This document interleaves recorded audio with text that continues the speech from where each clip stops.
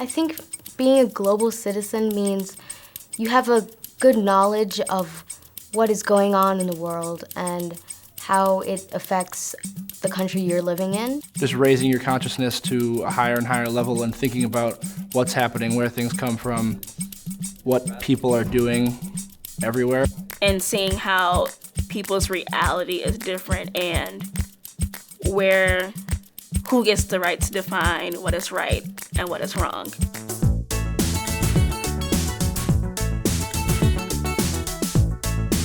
Creating Global Citizens is really about a curriculum that is thinking internationally, that is really thinking about how communities, how societies were formed and now are reforming in the face of the modern world, a radically interconnected world. Global citizenship defines a Blake education, especially in the social studies. It is a hallmark of what we aim and strive to do, and it's been a part of the social studies mission for decades. We also have, as part of this, our work in extending out into the larger community.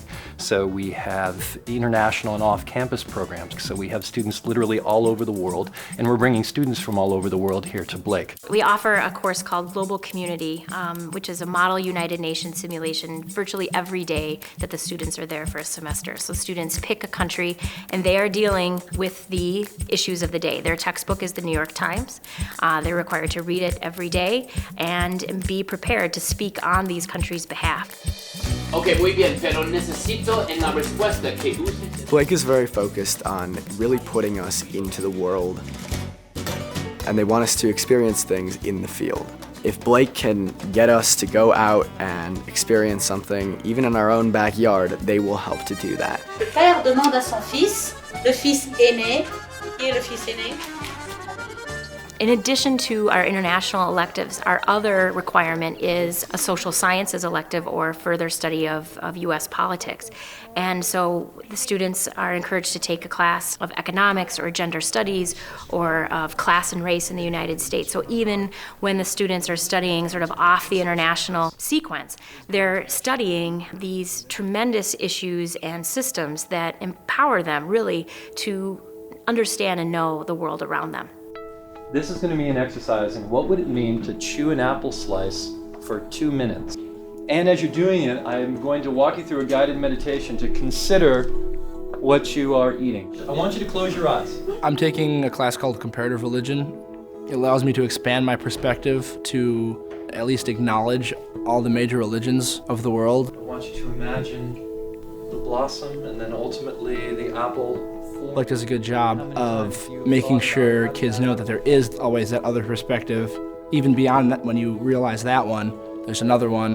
Magical realism is really interesting, the fact that they take the historical context and add a magical twist to it. So we just finished Beloved by Toni Morrison, and now we're reading 100 Years of Solitude.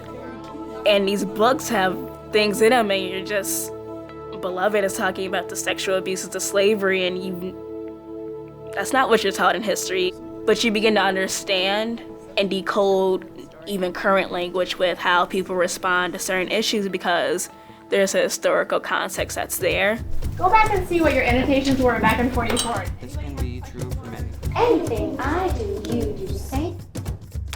So I think really the ability to be able to use all of that thinking and knowledge and power for a greater good, to realize that they're not alone in this world, but that they are part of a larger community in this world, and that together they can make many things happen. It's no longer enough just to have a set of ideas or an intellectual understanding. To the degree that we can build a school community that embodies and that has within it those shared lived experiences from around the world and around the country and around the Twin Cities, that's how we achieve academic excellence and create an environment where our students are really prepared to thrive in college communities that are very much committed to diversity and inclusion. Educational excellence in the 21st century is hand in hand with global citizenship. Kids have to know, appreciate, and want to seek multiple perspectives. They need a love of learning that will guide their collection of information. They need a love of language to communicate with others. They need cultural understanding of multiplicity of religions and customs to be able to work with a variety of people. And also a mindset of innovation, a mindset to be motivated to see solutions and to seek multiple perspectives in gaining those solutions to make a world a better place.